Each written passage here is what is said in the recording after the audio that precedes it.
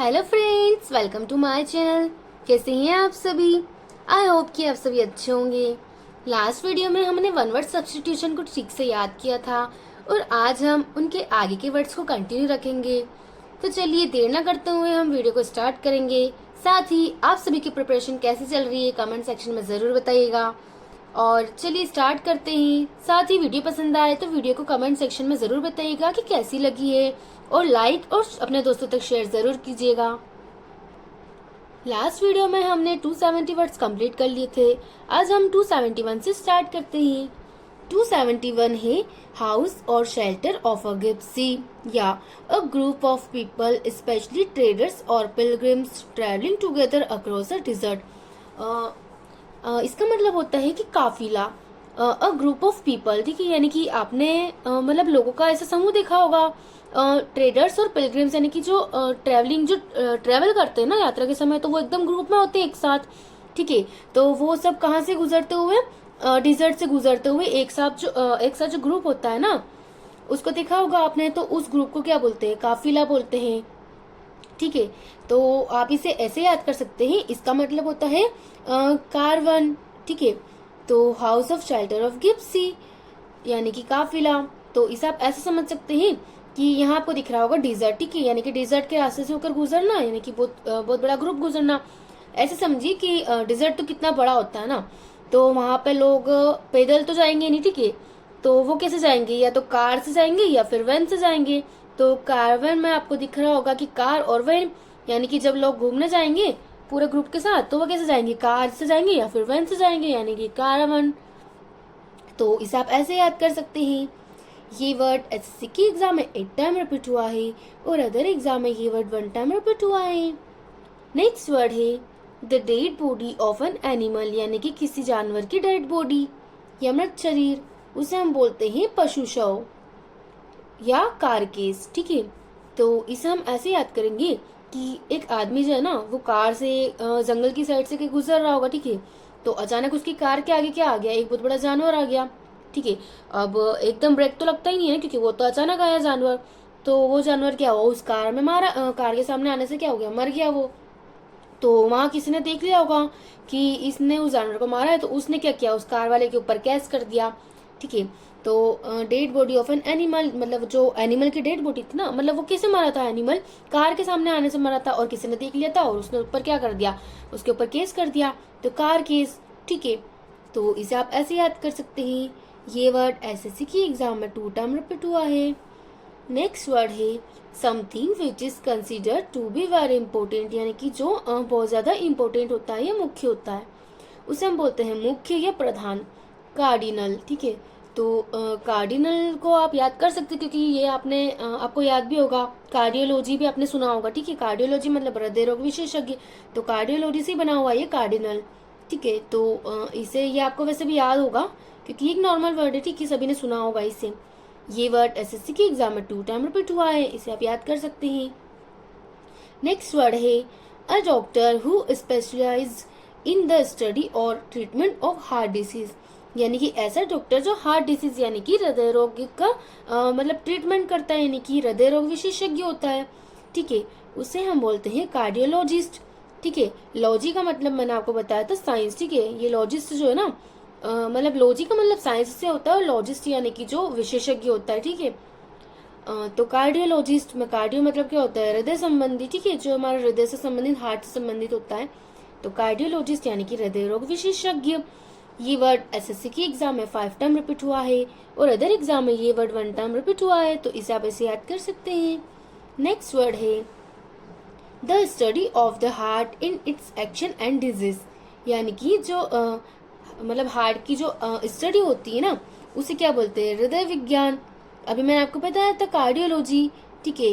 मतलब कार्डियो का मतलब ही होता है हमारे हार्ट से रिलेटेड और लॉजी मतलब होता है साइंस, ठीक है। साइंस यानी कि विज्ञान और कार्डियो मतलब हार्ट से रिलेटेड, तो हृदय विज्ञान, ठीक है। इसे आप ऐसे याद कर सकते हैं। नेक्स्ट वर्ड है a picture of a person और a thing drawn in such a highly exaggerated manner as to cause laughter, ठीक है। यानी कि किसी पर्सन का ऐसा ड्रोन बनाना या ऐसी पिक्चर क्लिक करना कि मतलब बहुत बड़ा चढ़ाकर, हाईली एक्सएग्रेटेड, ठीक है। एक्सएग्रेटेड का मतलब होता है बहुत ज्यादा बड़ा चढ़ाकर करना, ठीक है। मतलब इतना बड़ा चढ़ाकर करना कि वो किसका कारण बन जाए, लौधर, यानी कि हंसी का कारण बन जाए, इतना बड़ा चढ़ाकर उसको करना, यानी कि व्यंग्य चित्र, कैरिकेचर। तो इसे ऐसे समझेंगे कि जब बहुत सारे फ्रेंड्स आपस में मिले होंगे, ठीक है, एक ग्रुप, तो उन्होंने मतलब सोचा होगा, प्लान बनाया होगा कि अपन आज इसका मजा लेंगे, मतलब एक फ्रेंड था तो उसका मजा लेंगे, ठीक है। तो सब मिलकर बैठ गए और उन्होंने उस एक फ्रेंड को बोला कि तू वहां बैठ, हम तेरी फोटो क्लिक करेंगे अच्छी, ठीक है। तो उन्होंने क्या की, उसकी फोटो कैचर को हम कैप्चर से रिलेट करेंगे, ठीक है। और कैरी कैचर यानी कि कैप्चर करी उसने उस फ्रेंड की फोटो, ठीक है। अब उन्होंने क्या किया, उस फ्रेंड की फोटो कैप्चर कर ली, उसके बाद उन्होंने उसे एडिट कर दिया और उसे एकदम फनी बना दिया, ठीक है।